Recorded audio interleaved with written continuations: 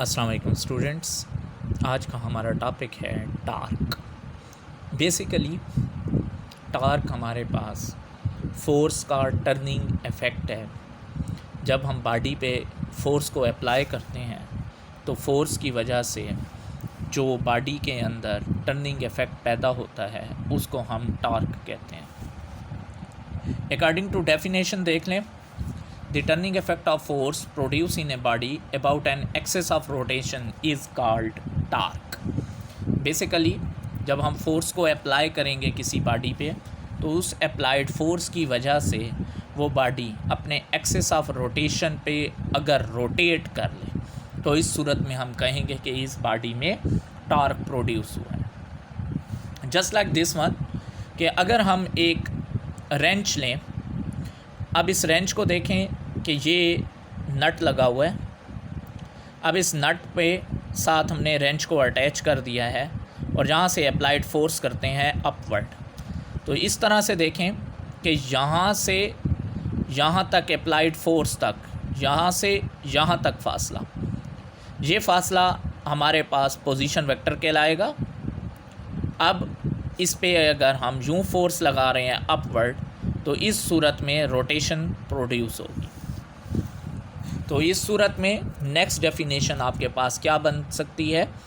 The vector product of position vector from axis of rotation to the point of application of force to the applied force F. अगर हम यहाँ से यहाँ तक एक vector draw करें इस तरह से और इस वेक्टर का क्रॉस प्रोडक्ट ले लें अप्लाइड फोर्स के साथ अपवर्ड, तो इस सूरत में जो हमारे पास क्वांटिटी आएगी वो क्वांटिटी टार्क कहलाएगी। मैथमेटिकल फॉर्म इसकी कुछ यूँ बनेगी, tau is equal to R cross F, R cross F, R F sine theta into normal vector N. इसमें tau R F sine theta ये टार्क का मैग्नीट्यूड है और एन कैप आपके पास यहाँ पे नॉर्मल है, मीन के डायरेक्शन देगी टार्क। वेयर पहले मैग्नीट्यूड को देख लें, tau is equal to F R sine theta, F भी मैग्नीट्यूड, आर साइन थीटा, ये सारी टर्म मैग्नीट्यूडनल है तो हमने इसके ऊपर वेक्टर नहीं लिखा, सिंपल टा लिखा है। इसका ये मतलब कि ये टार्क का मैग्नीट्यूड है, एफ आर साइन थीटा, ये हमारे पास मैग्नीट्यूड आ गया। अब यहाँ पे देखें कि आर साइन थीटा हमें क्या देगा, आर साइन थीटा ये वाला, ये हमारे पास आर साइन थीटा को डिनोट करते हैं एल से और ये परपेंडिकुलर डिस्टेंस है।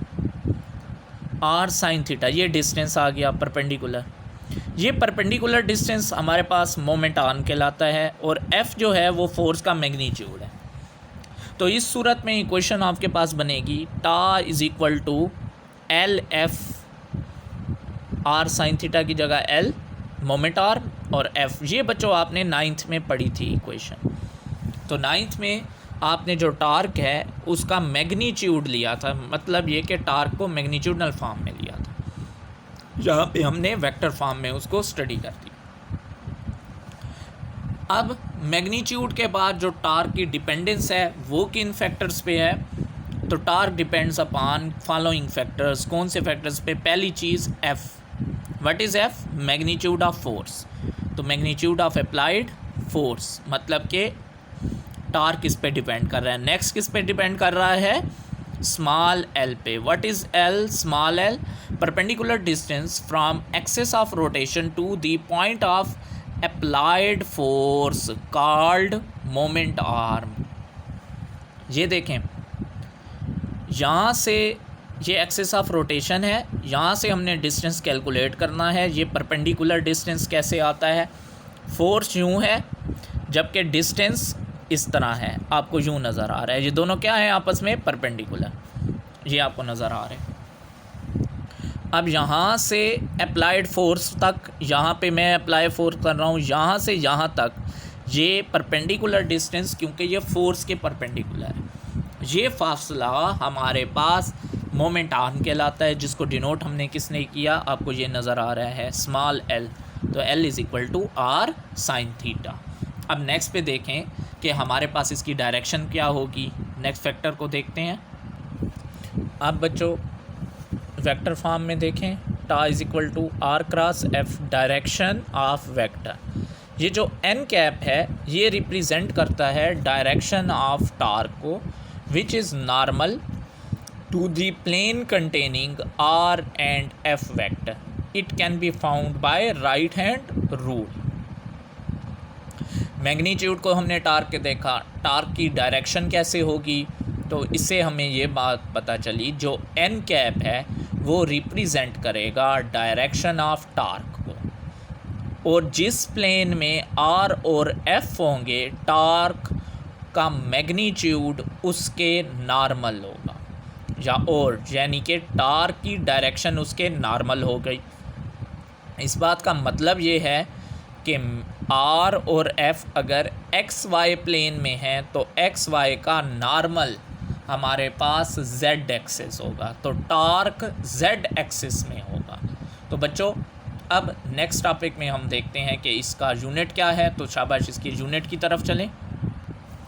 अब यूनिट को देखें तो टा is equal to L F मैग्नीट्यूडनल फॉर्म से, तो इसका यूनिट हमारे पास क्या बनता है, इसका यूनिट बनेगा न्यूटन मीटर।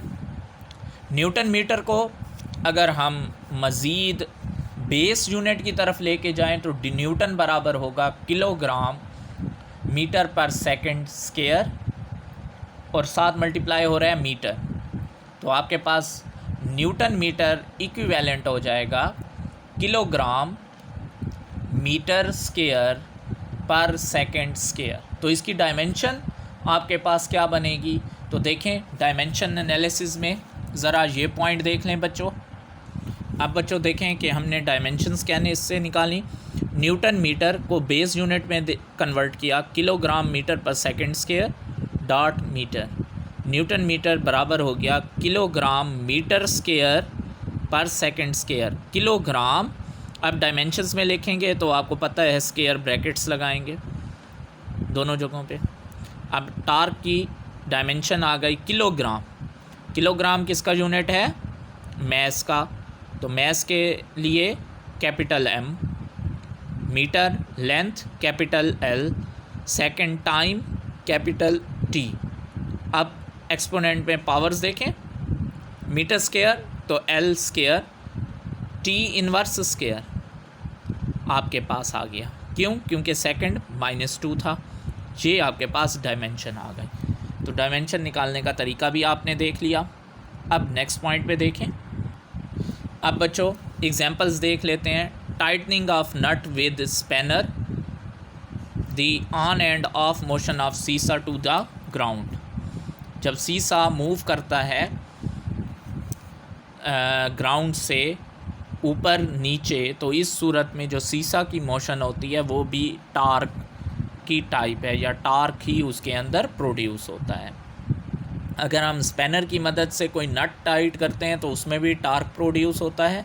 आपने पढ़ा हुआ है 9th में कि जितना रेंच की लेंथ ज़्यादा होगी उतना ही जो नट है वो इजीली टाइट होगा, क्योंकि उसमें फोर्स कम अप्लाई करना पड़ती है और टार्क ज़्यादा प्रोड्यूस होता है।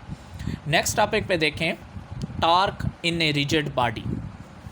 मैंने एक रिजिड बॉडी कंसीडर की हुई है, ये आपको नज़र आ रही है, ये रिजिड बॉडी है। ये रिजिड बॉडी का एक्सिस ऑफ रोटेशन है और ये पॉइंट P है। इस पॉइंट P के ऊपर फोर्स अपवर्ड मैं अप्लाई कर रहा हूँ। अब इस बॉडी ने जो रोटेट होना है वो इस तरह से मोशन करेगी, क्योंकि इसका एक्सिस ऑफ रोटेशन ये है, तो ये इस तरह से रोटेट करेगी। अगर आप इसको देखें तो ये इस तरह से, जैसे पेज है, इसने पेज के साथ साथ रोटेट करना है ऐसे करके।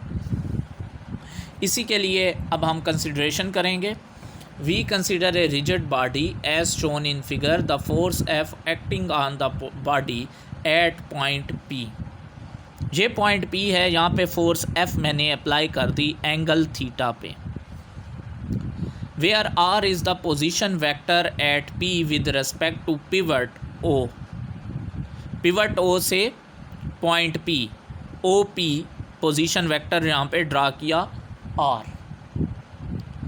इस सूरत में जो आपके पास पॉइंट पी पे पोजीशन वेक्टर ड्रा होगा वो आर होगा, and theta is the angle between R and F.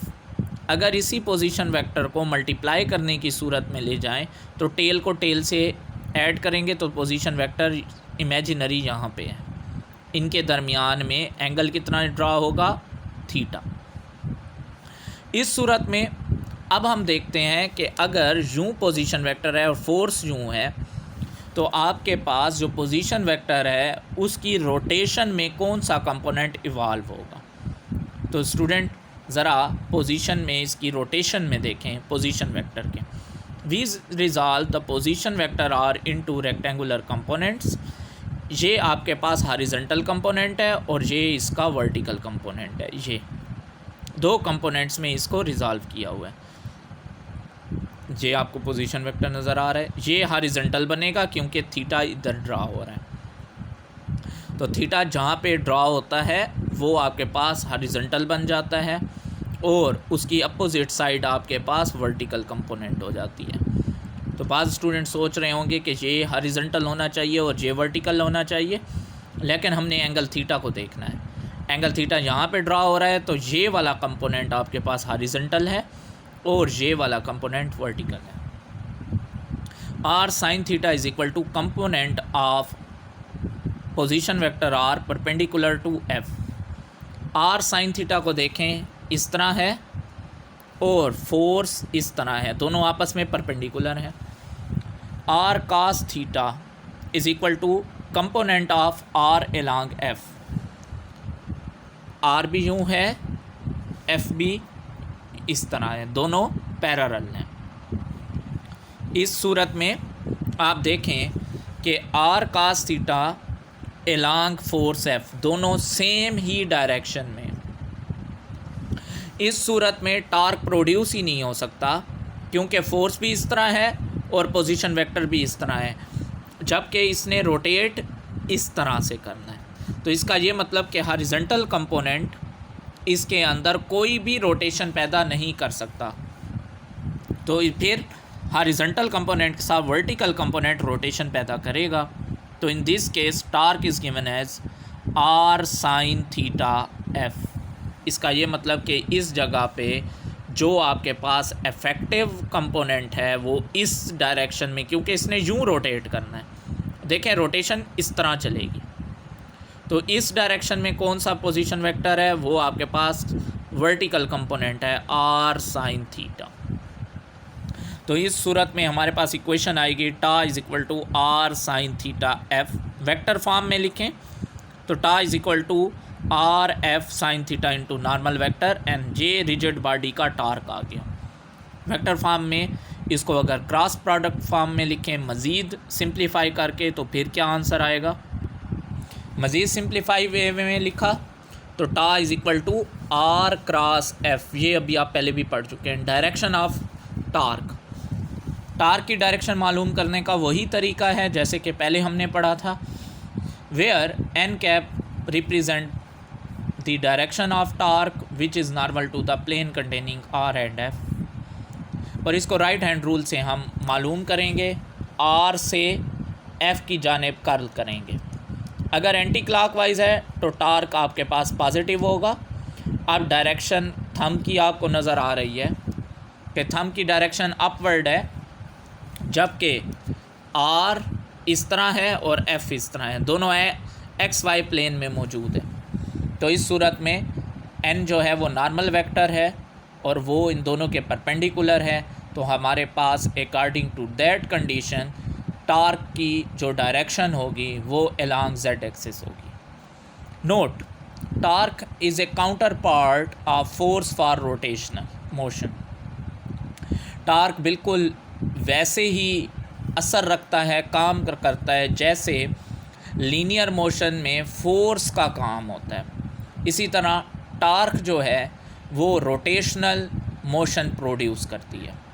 Torque plays same role in angular motion. Torque का वही किरदार है एंगुलर मोशन में जो फोर्स का लीनियर मोशन में। टार्क एंगुलर एक्सीलरेशन को भी मालूम करने के लिए इस्तेमाल होता है। तो ये चंद अहम तरीन पॉइंट्स थे। बच्चों, मैं उम्मीद करता हूँ आपको ये टॉपिक बहुत अच्छे तरह से समझ आया होगा। अपना ख़याल रखें और नेक्स्ट टॉपिक के साथ नेक्स्ट वीडियो में मिलेंगे। अल्लाह हाफ़िज़।